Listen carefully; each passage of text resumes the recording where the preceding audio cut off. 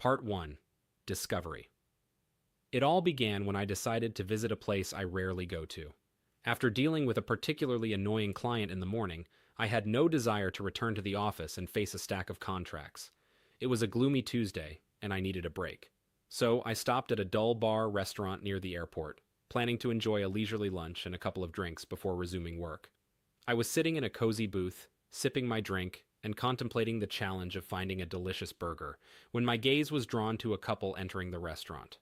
They made their way to a booth on the other side of the room, sitting close to each other. The woman had an elegant presence, her blonde hair cascading down her back, and she wore a knee-length skirt and a stylish top. Her male companion appeared to be trying to project a tough image, but it didn't quite come off. He donned jeans and a black leather jacket, but the outfit seemed ill-fitting for his slender frame, and his attempted swagger fell short. The scene was innocent enough, a brother and sister-in-law enjoying a night out. Shelley, my sister-in-law, was with her supposed husband Dave at a cozy restaurant. They were sharing a booth, laughing and talking. Their connection was evident, but nothing too scandalous. As the evening wore on, a waitress approached their table to take their drink order. Shelley and Dave exchanged glances, their expressions growing more intense. It was as if a switch had flipped, transforming their innocent connection into something much more passionate. To my shock, they began to engage in a heated display of affection, their hands roaming freely over each other's bodies. Shelley leaned in close, her lips meeting Dave's in a fervent kiss. Their hands explored every inch of each other, their passion growing more intense with each passing moment. As the night continued, the intensity of their connection only grew stronger. Their bodies moved in unison, their breaths shallow and quick. It was clear that they shared a deep, intimate connection that went beyond the boundaries of a typical sibling-in-law relationship. Despite the shock and confusion I felt, I couldn't help but be captivated by their undeniable chemistry. It was a sight I would never forget, a moment that would forever change the way I saw them both. I knew I had to do something about the situation.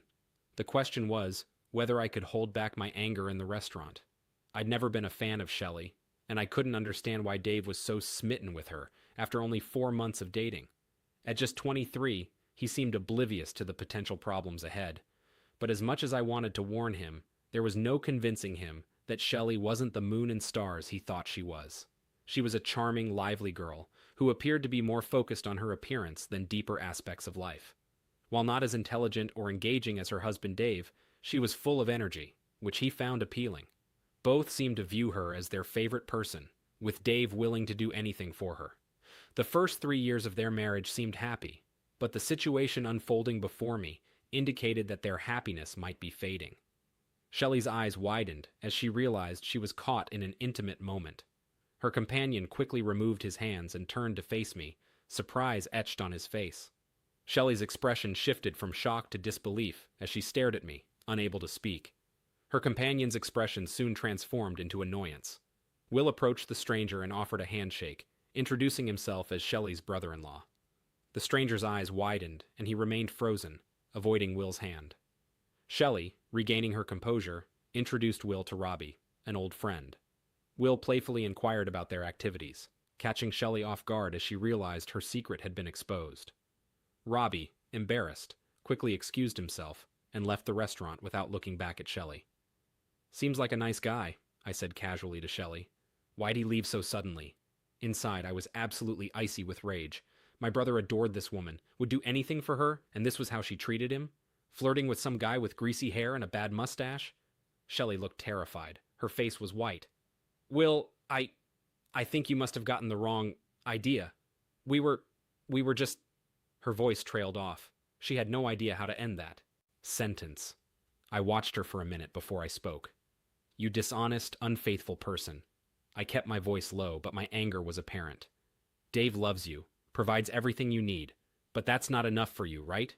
You've got to cheat with men like this guy? How long has this been happening? How many other men are involved? What do you think Dave will think when he finds out?" "No, Will, please!" She grabbed my hand, clutching it with desperation. "Please, please, don't tell him, please! I'll do anything!" I couldn't believe what I was hearing. Shelley was panicking, and I couldn't help but feel a little amused. Dave was my best friend, and seeing his wife betray him was painful. But I knew that I couldn't just walk away from this situation. Why are you so worried about Dave finding out? I asked, trying to understand her perspective. Why should I keep this a secret? Shelley's eyes darted around, searching for the right words. Will, I need your help. I have something important to ask you, but only if you promise not to tell Dave about what I've done. My heart raced. Was she offering something in exchange for my silence? I couldn't help but feel a little excited about the possibilities. All right, I promise. What do you need from me? Shelley appeared thoughtful, then determined. Will, I'll share Anne's secret, but don't tell Dave. Anne has been not entirely faithful to you. She's been seeing a man from the gym for a few weeks. I chuckled, impressed by Shelley's creativity. I didn't expect that from you, Shelley. But seriously, she's been seeing someone else? Shelley's expression confirmed the truth. Anne's certainty caught me off guard, but I knew it was untrue. Anne and I had been inseparable since our sophomore year at Kenyon College. After graduation, we moved in together and later got married, celebrating 7 years of marriage and 10 years together in total. Anne was a devoted, sensible, kind, and honest person who loved me deeply, and I loved her just as much. Shelley leaned in, seemingly understanding my confusion. I assure you, Will, Anne told me the truth last week. She mentioned it was quite big. I observed her expression, organizing my thoughts. Shelley had momentarily overcome her fear. She appeared composed and in charge, someone who knew what they were doing, not someone spinning a wild, desperate story. Still, I couldn't accept what she was saying. At first, Anne had been hesitant about joining the fitness center, and for a while, I used the exercise room more than she did. But recently, she had become a regular, working out 3 times a week. Additionally, there had been a few peculiar instances at home lately, times when she seemed to avoid eye contact or appeared somewhat preoccupied during dinner. I looked back at Shelley, who seemed to be waiting for my next move. There was no way I would hide her secret from Dave, but she didn't have to know that. I had to know the truth about Anne, one way or the other. All right, Shelley, I said slowly. Maybe we can find a solution about this. I thought some more, then went on. I won't let Anne deceive us. If you can help me uncover the truth, then I won't reveal what I saw today. That is, if you promise never to see Robbie or any other man besides Dave. Her face glowed with relief. I promise, Will. You have my word on it. Like that was worth anything to me. What do you want me to do? She asked me. I want to hear all about Anne's side of the story from Anne herself, in her own words. I'll provide a tape recorder for you to discreetly place in your apartment. Invite Anne over, enjoy some non-alcoholic beverages, and engage in friendly conversation. Encourage her to share her perspective on the situation. I want to know the details of her relationship with the man, when and how it began, how frequently they meet, and her reasons for pursuing it. Please also address why she thinks it's acceptable to be involved with someone else while in a committed relationship. As I spoke to Shelley, I began to question the validity of Shelley's story about Anne's actions. The idea of Anne cheating angered me. Shelley nodded. All right, Will, I can do that. You'll likely need to gently approach her. Be sure to discuss the details about your disagreement as well, so it feels like a genuine heart-to-heart conversation. By the way, I added playfully, is this the only issue we've faced, or are there others? This is the only one, she replied quickly, blushing, and I doubted her instantly. 20 minutes later, I was driving back to the office, pondering the future of Dave's relationship and the potential strain on mine. You may think my first call would have been to Dave to share what I'd witnessed Shelley doing, but I knew I couldn't do it. I was the responsible older brother, while Dave was the charismatic and sociable younger one. He had numerous high school and college girlfriends, but their relationships never lasted long. His outgoing nature allowed him to connect with anyone. One of his college roommates jokingly said that Dave could talk the pants off a snake. Though it didn't make sense, we all understood the meaning. However, when Dave met Shelley, everything shifted. The confident, charming guy who had women attracted to him became a smitten schoolboy. Within a short time, Shelley had captivated Dave completely.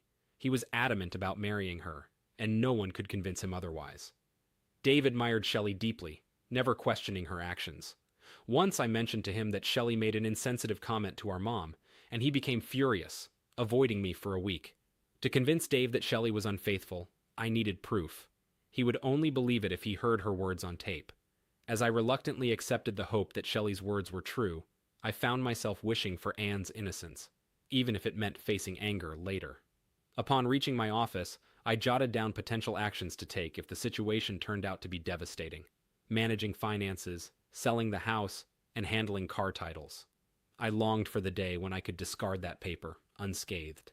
When I returned home for dinner, Anne's cheerful humming filled the kitchen as she prepared our meal. She greeted me with a warm embrace and a kiss, just as she had for the past 7 years. I knew I'd have to hide my doubts for a few days, pretending to be the loving husband. It wasn't simple. We enjoyed our dinner conversation, but when she talked about her workout at the health club, I couldn't help but ask, "Sweetheart, you've been so dedicated to your workouts lately. Are they really handing out free ice cream at the club?" She laughed, but a slight blush appeared on her face. "No, dear. I've just been enjoying the satisfaction of a good workout, followed by a refreshing shower and coming home to my loving husband. Plus, I noticed my black slacks have loosened a bit, and now they fit perfectly." She smiled warmly at me, and I couldn't help but admire her beauty and the love I felt for her. I hoped with all my heart that she wasn't cheating on me, and I hoped the same for myself. Despite what the court calendar stated, my marriage came to an end exactly 1 week later, on another Tuesday. Shelley and I carefully planned the setup. I got a small tape recorder for her to hide in her living room, and she arranged for Anne to visit for lunch on Tuesday afternoon. Anne had a day off from work, and Shelley was unemployed. I spent the entire afternoon in my office, pretending to work, and anxiously waited for what the women would discuss. At 4:30, Shelley called to say, "We're all done. Anne's just gone home." "Did she talk to you about it?" I asked, still hoping this was all a mistake. "Oh yes," Shelley laughed, clearly under the influence. "I told her about Robbie, and she told me about Marion. All about Marion." She laughed again. "It seems he's a really big fella." I noticed I was gripping the phone too hard, causing my fingers to hurt. "All right," I said. "I'll come over in 20 minutes. When I arrived at Shelley's, she greeted me with the tape recorder in her hand. "Just remember, Will, you promised." "Yes, Shelley, I won't say a word to Anne. And you can't let Anne know I taped her, ever, or she'll be furious and tell Dave." I nodded and left, knowing that night would be challenging. I had to pretend to be a loving husband while Anne was tipsy from spending the afternoon with Shelley and drinking wine. She was not only affectionate, but also insistent. As soon as the dinner dishes were cleared, she guided me towards the bedroom, playfully asking, "Honey, do you have something special for me tonight?" Intrigued, I followed her. Doubt lingered. It might be our last special moment. I still held out hope that Anne hadn't strayed. In the bedroom, we embraced passionately. Our connection was intense, but my heart ached and my thoughts raced. Anne, however, seemed blissfully unaware, eager and responsive. She initiated our intimate moment with an eagerness she usually held back, and when we shared a tender moment, she reached a peak of pleasure sooner than usual. It was a mix of happiness and sadness for me. We took a break and then continued. Anne soon fell asleep, softly snoring beside me. In the guest room, I listened to the recording. Shelley and Anne's initial chat was lighthearted and easygoing. They enjoyed their wine, and Shelley eventually revealed her secret. She confessed her involvement with Robbie, the insensitive man. Anne seemed to know about the affair already. Shelley was just sharing the details to make her feel more comfortable. She did it so well that she even admitted Robbie wasn't the best, but rather a guy named Ellis. Anne laughed it off, pretending to be surprised, but she seemed to enjoy the story. As I listened, I didn't let the explicit details affect me. I knew what Shelley was like, and it would only help my case against her. I patiently waited for the conversation to shift to Anne, knowing it would eventually come. She smiled warmly. "All right, let's hear your story, dear." Her laughter echoed through the room. "You met him at the gym and well, let's just say he's quite impressive." She giggled, her voice filled with amusement. "I couldn't believe it at first, but trust me, it fits just perfectly." They both laughed heartily. I hesitated, then pressed play again. My marriage was crumbling, and I needed to face the truth. I had to confront my emotions and start rebuilding my life. So, I decided to listen to the entire story, accepting the pain and anger that came with it. "How did it start?" Shelley inquired. "It began when I accidentally stumbled upon a secret," Anne replied, her voice filled with intrigue. Shelley leaned in, eager to learn more. "I discovered a hidden room in our house, and inside, I found a mysterious artifact," Anne continued, her words painting a vivid picture. The atmosphere grew tense as they sipped their wine, anticipation building with each revelation. "For a few years, I've been attending the health club to maintain my fitness. Although working out can be tedious, I don't want to become unfit and lose my partner's interest. Recently, a new trainer named Marion joined the club. He has a muscular build and impressive shoulders, but isn't very tall. His name is quite unusual, don't you think?" He frequently interacts with the female gym goers, assisting them with equipment and providing support during their workouts. One day, I observed him conversing with Patty McAllister, a former co-worker known for her fiery red hair and toned physique. After their conversation, he retreated to his office at the back of the gym. A short while later, Patty discreetly entered the office as well. I couldn't help but smile, as it was evident what transpired between them. However, I didn't give it much thought until later. As I prepared to leave the gym, Patty entered the locker room, looking noticeably satisfied. She exuded a dreamy-eyed, contented expression, as if she had just experienced something incredibly fulfilling and exhausting. "Hi, Patty. What's new?" I asked, noticing her cheerful demeanor. She grinned and replied, "Oh, I've got something exciting to share." She leaned in closer and whispered, "I've caught a serious case of BCF."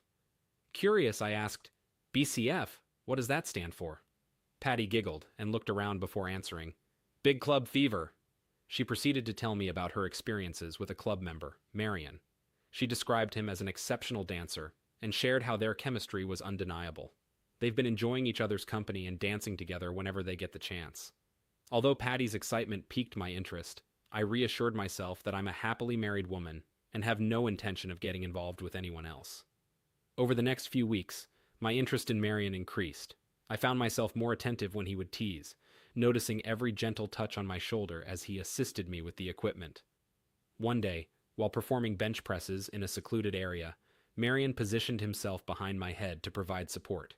As I looked up, I noticed his pants above my head, revealing a rather sizable and noteworthy silhouette. It was difficult to comprehend how large and noteworthy it seemed in his pants. She just smiled down at me, knowing what I was looking at. I nearly lost focus, but regained my concentration to complete my workout. As I placed the bar back on the rack, he took my hand off the bar and guided it down his shirt. His chest felt firm and strong, and it was evident that he was in great shape. I could feel my cheeks redden. I attempted to pull my hand away, but he held it firmly, continuing to rub it up and down his chest. It was as if I was under a spell. I couldn't help but keep looking up at him and stroking him. Eventually, he gently helped me stand up, looked around to ensure no one was watching, and led me by the hand into his office. I was in a daze, my thoughts scattered. I vaguely remembered my panties were damp. He locked the door behind us, led me to a chair, and without a word, sat down. As we began to talk, I couldn't help but notice the unique energy between us. It was unlike anything I had experienced before. As our conversation continued, I found myself becoming more and more captivated by the depth of our connection. After a few minutes, he gently guided me to lie down on the couch. As he began to explore, I was amazed at the intensity of the connection we shared. Every touch sent shivers down my spine. As he continued, I found myself on the brink of ecstasy. In just a few moments, I experienced the most exhilarating and fulfilling moment of my life. Of course, that didn't stop Marion. He just kept stroking in and out of me, steadily, and I experienced an intense release. By the end, I was screaming, and he had to cover my mouth with his hand. Exhausted and emotionally drained, I couldn't believe what had just happened.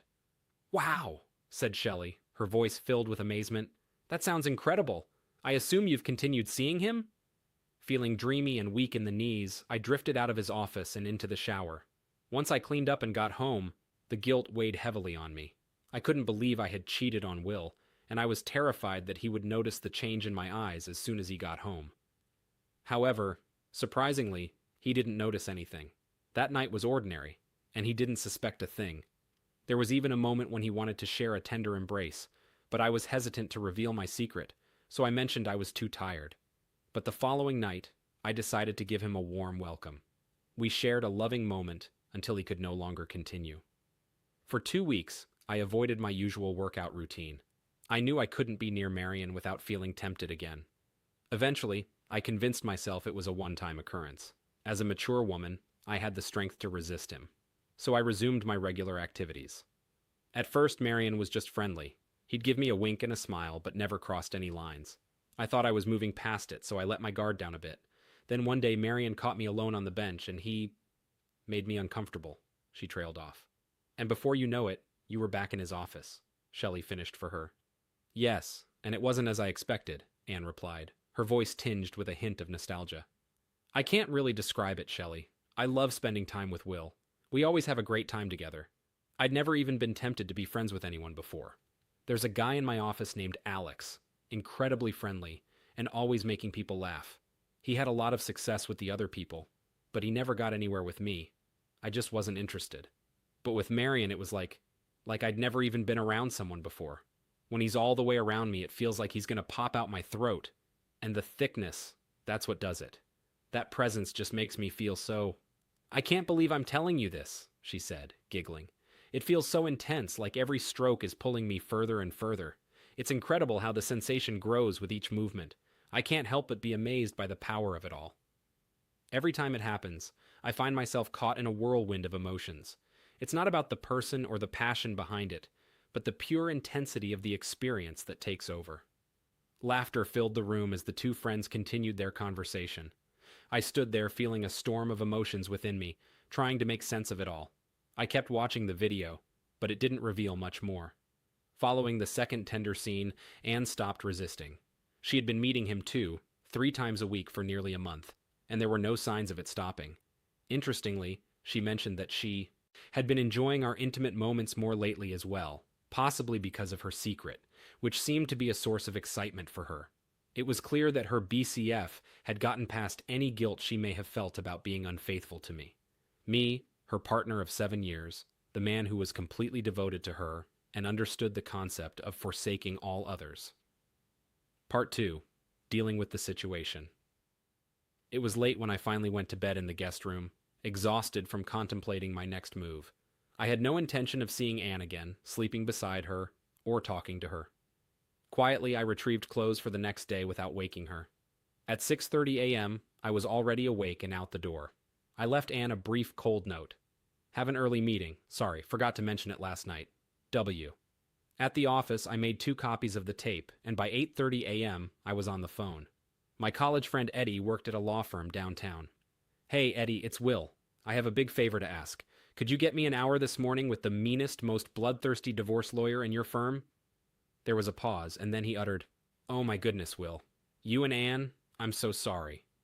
We chatted a bit longer, and at exactly 11:15, Eddie led me into the office of Margaret Adamson, a prominent partner in his firm.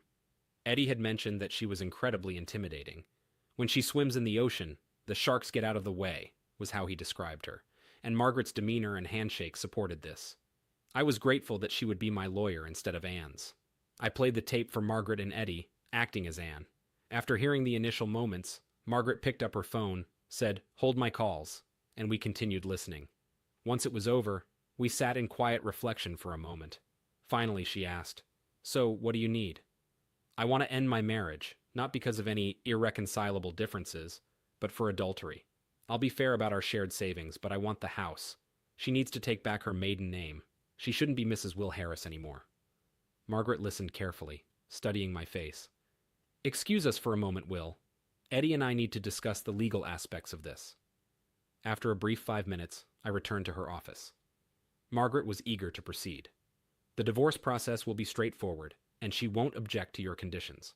However, the tape you mentioned won't be admissible since she wasn't aware of it. Just so you know, your sister-in-law might be asked to verify its authenticity if needed. I winced. This is where it gets tricky, I said, and shared about Shelley's betrayal, my brother's situation, and the contents of the first part of the tape. I haven't told my brother yet, but I need to. He'll be just as heartbroken as I am, and I can't keep it from him. In fact, I added with a wry smile, Margaret, would you consider helping him with his divorce too? She looked at Eddie, then back at me. Let's listen to your sister-in-law's part of the tape first. After hearing it, Margaret and Eddie talked privately for a few minutes without me. When we reunited, she said, Your wives made quite a pair. She noticed my expression and quickly added, I'm sorry, Will. I shouldn't have said that. The tape may not be usable against Anne, as she was unaware of the recording. However, Shelley could be subpoenaed to testify about Anne's statements.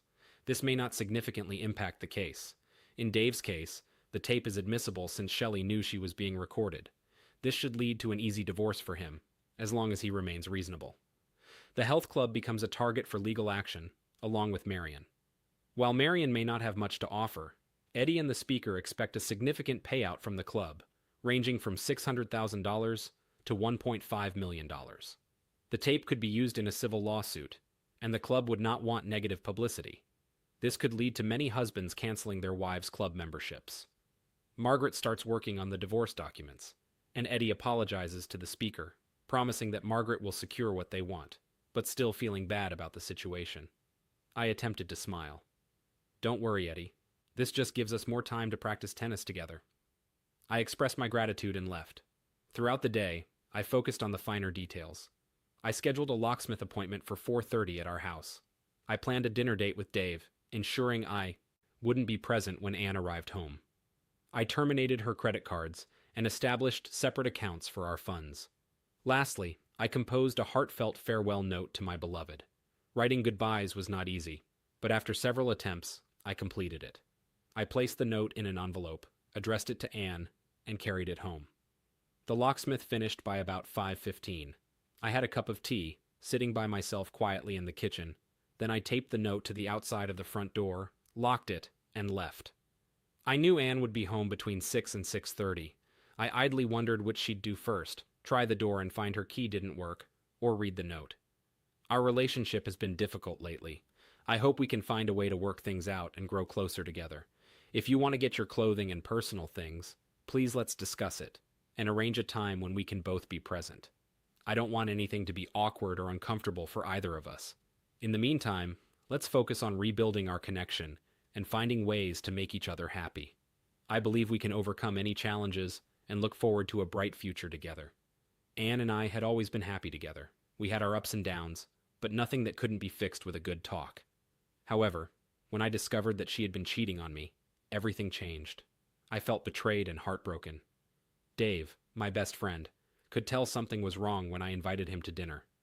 We ordered our usual dishes, but I couldn't hold back any longer. I told him about Anne's infidelity and my decision to end our marriage. Dave was shocked, his mouth hanging open in disbelief. "Are you sure about this, Will?" he asked cautiously. "Anne? Cheating on you?" I nodded, wiping away a tear. "I found out through a mutual friend. I confronted her and she admitted it. She said she was unhappy, but I don't know how she could do this to me." Dave reached out and placed a comforting hand on my shoulder. "I'm so sorry, man. You don't deserve this. Do you want to talk more about it?" We spent the rest of the evening sharing my pain and heartache, and Dave listened without judgment. His support meant the world to me in that moment. As we finished our meals and beers, I knew I had a true friend by my side, ready to help me pick up the pieces and move forward. Towards the end of dinner, I revealed, "There's one more detail. Shelley helped me with proof. She recorded a conversation between her and Anne, where Anne shared everything." He looked at me sympathetically and said, "I'm sorry, Will. I'm grateful to have a wonderful wife like Shelley. She's always liked you, and I know you haven't always approved of her, but she's—" I couldn't bear to hear him praise his wife any longer. "Dave, wait. Let's pay the bill and go back to the house." A note with Will in Anne's handwriting was under the screen door. I set it on the hall table without reading it and led Dave to the guest room. "Dave, this is important. You know I care about you, and I'd never hurt you, right?" He looked cautious, as we rarely talked like that. "Of course, Will. What's going on?" I instructed him to listen to the tape Shelley made. "Just sit here and listen. I'll be in the other room." I rewound the tape and pushed the recorder towards him, ignoring his puzzled expression, and left the room. I couldn't bear to stay while he heard it. There was an initial calm, broken only by the whispers on the tape. A sudden crash followed, and I assumed Dave had thrown something like an ashtray. I heard him walking around, the tape still playing, and then nothing for a while. He stormed into the kitchen, his eyes wild. "You jerk! How could you do this to me? Dave, He cut me off, his voice filled with anger. "You knew the truth about Shelley and kept it from me. You let me gush about how amazing she is. You must be so happy right now knowing you were right all along." I stood up and raised my voice. "Dave, what about Anne? You think I'm enjoying this?" I glared at him, and slowly his face softened.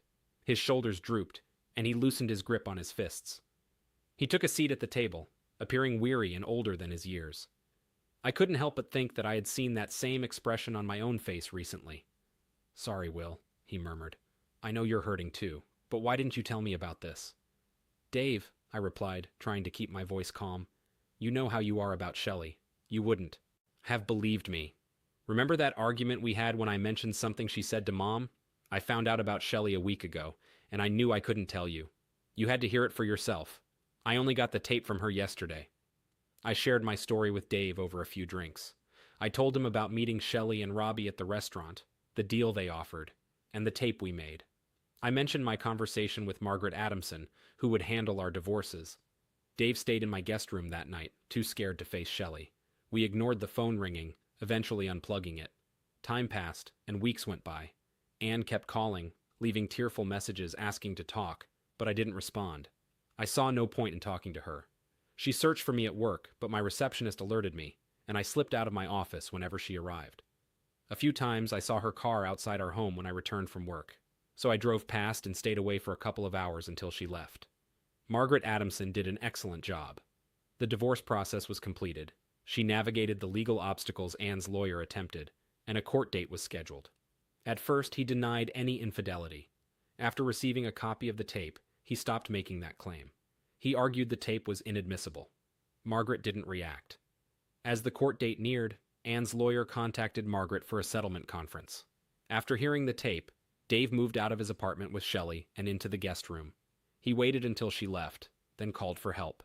They packed his belongings quickly and left within 2 hours. Dave declared he didn't want to see or hear from her, just wanting to escape. His eyes filled with tears, and she turned away, unsure if it was good or bad that she understood his feelings.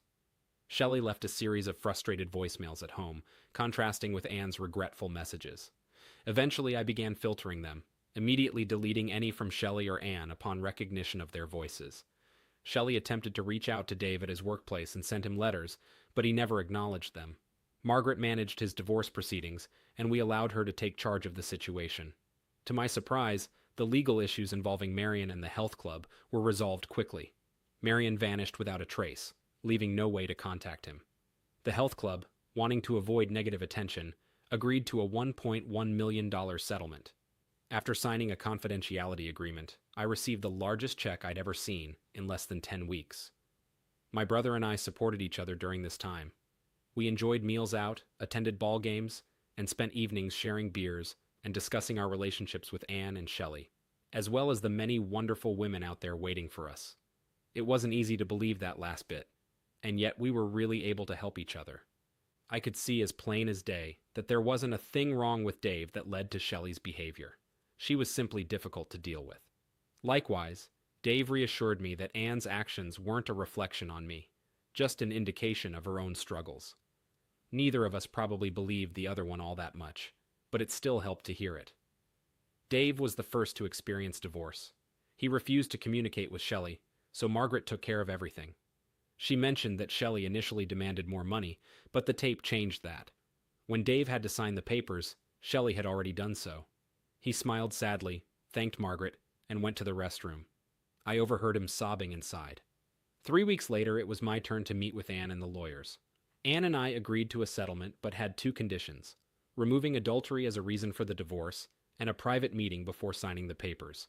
I agreed to the meeting, but not dropping adultery. We compromised, saying if Anne could persuade me, we'd change it to irreconcilable differences. Curiously, I was excited to hear what Anne had to say. Having loved her for 10 years, I couldn't imagine walking away without one final conversation. When I arrived, Anne sat in the conference room wearing a blue dress that reminded me of our past. Her hair was shorter, but it suited her well. She appeared pale, yet she was still the beautiful woman I had loved for so long. "All right, Anne, let's get this meeting started," I said, trying to maintain composure. My heart raced, but I kept a neutral expression. "Just 2 things, please," I requested. "Don't say you love me, and don't say it was just sex." Anne's face turned red, and I could see tears forming in her eyes. "Will, I'm so sorry, but how can I not say those things? I made a mistake, plain and simple. I was thoughtless and selfish, and I hurt you. But it was just sex, a moment of weakness I gave into.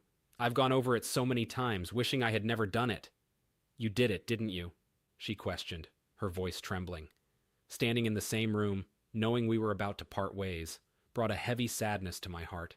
I turned away from her, looking out the window, not wanting her to see my pained expression. From behind, I heard her softly sobbing. "Baby, it was ... It was just a mistake.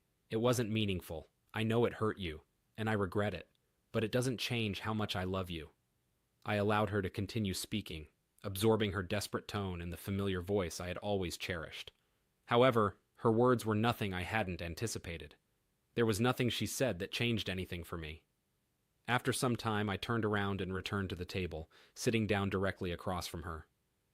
"And just so you know, I still care for you. Deeply, but it's over between us." Her tears began to flow once more.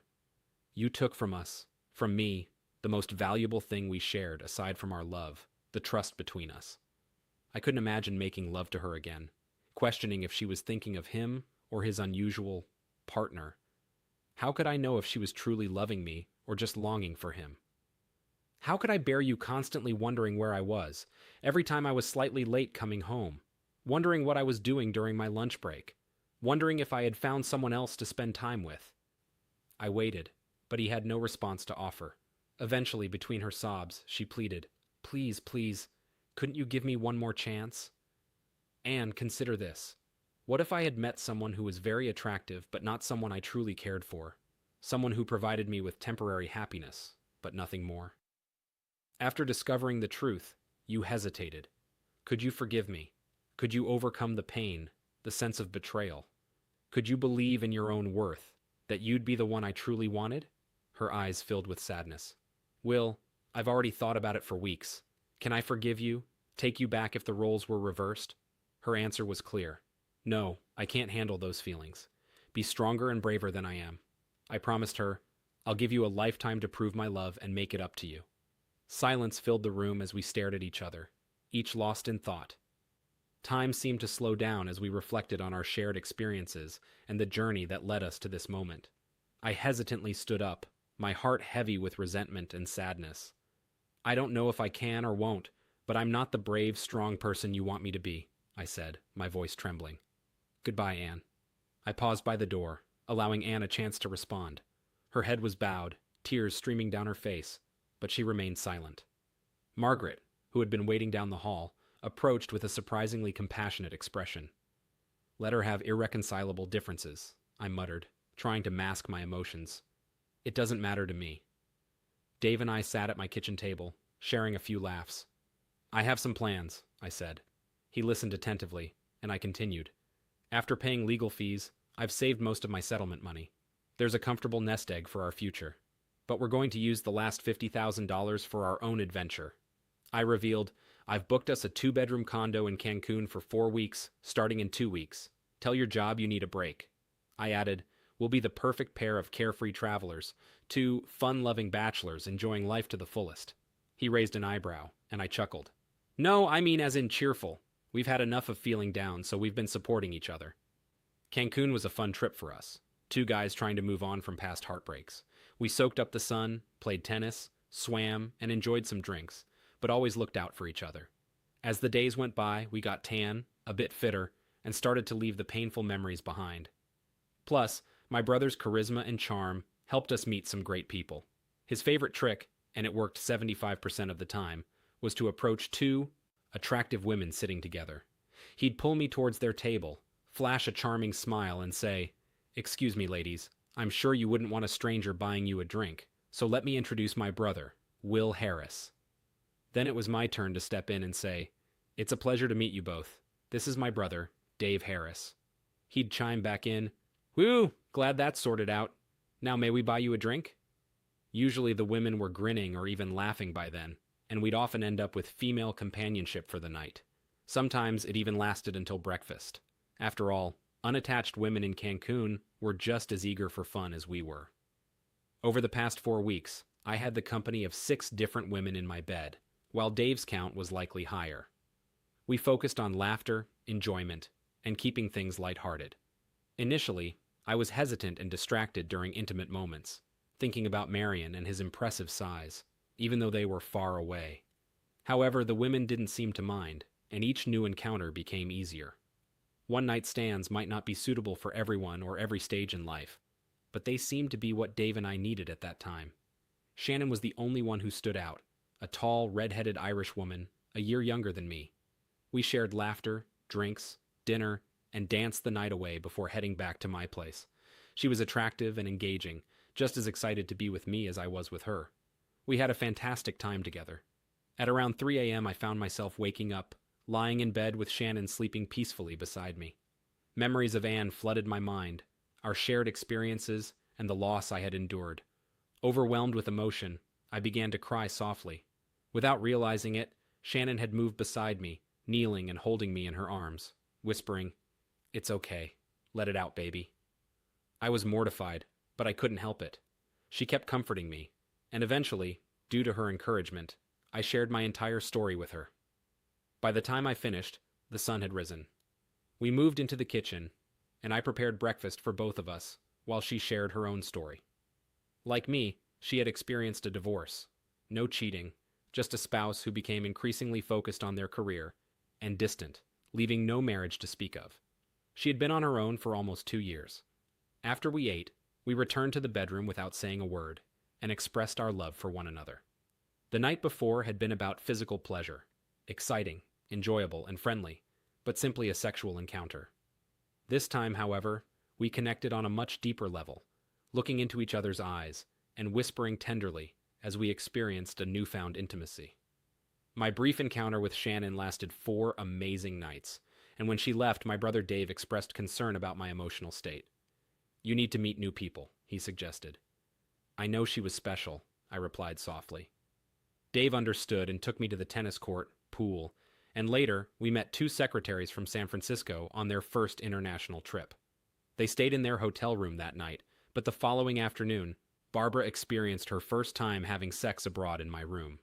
Dave and I enjoyed a meal at our favorite steak restaurant. It had been a while since our last adventure. Dave had recently found a great apartment, but we still hung out often. As we placed our orders, Dave whispered, "Don't look," but the table across from us just got occupied by 2 couples. One of them is Anne and some guy. My heart raced, so I was grateful for the heads up. I waited a few moments before turning my head to glance at the dance floor. Anne had already spotted us, her eyes locked on me. I offered a friendly, neutral smile and a wave, and she returned the gesture with a smile of her own. Then, I refocused on my conversation with my brother. "This is your first time meeting her since the divorce, right?" he inquired. I confirmed with a nod. "I didn't expect to feel this way. It's just the surprise, I suppose." He asked, "Can we just enjoy our dinner? I won't tell you anything about her." Agreeing, he shared a humorous story about a coworker instead. We sipped our coffees, observing the dancing couples, when I felt a touch on my shoulder and heard a familiar voice ask, "How are you, Will?" I stood up and looked into Anne's smiling face. "Hello again, Anne," I said, caught off guard. "How about a dance for old time's sake?" she asked, and I agreed. I'd be delighted. We danced, and I reveled in how good she felt in my arms and how beautiful she looked. Memories of happier times flooded my mind. We chatted about mundane topics like her job, my job, and the cold weather. Eventually, we fell silent. As the dance neared its end, Anne pulled back slightly to meet my gaze. "How are you, Will, really?" she asked. She smiled warmly at me, her eyes filled with a mix of sadness and happiness. "I'm doing all right, I suppose. Some days are better than others." I could see the struggle in her eyes as she continued. "Dancing with you tonight, it's like a powerful reminder of what we once had." She looked at me earnestly, her voice barely above a whisper. "I haven't been completely honest. I miss you every day. The moment we're in your arms again, it's like a dream come true." I hesitated, unsure of what to say. The music came to an end, but Anne didn't want to let go just yet. "Have you ever questioned if you made the right choice, Will?" I took a deep breath and decided to be completely honest. "Anne, I think about you and me all the time, but I can't help but wonder why you made the wrong decision." As I dropped Dave off later, he looked at me with concern. "Are you sure you're okay, Will?" I let out a breath. It was unexpected, but I guess it had to happen eventually. Our town isn't that big. I asked, "Are we still on for tennis tomorrow after work?" Dave agreed, and I went home. In the dark bedroom, I tried to undress as silently as possible. But when I got into bed, Shannon rolled towards me and asked, "How was your evening with Dave?" I replied, "It was nice. A bit strange. I actually ran into Anne at the restaurant." Shannon muttered, "Probably for the best that you two met and I was too tired to come out. I might have caused a scene." I asked Shannon, "Could you just hold me for a few minutes?" Shannon's loving smile appeared in the darkness. "Don't worry, baby. I'll do more than just hold you. Let me make everything better." I inhaled the sweet aroma of her perfume as we hugged and experienced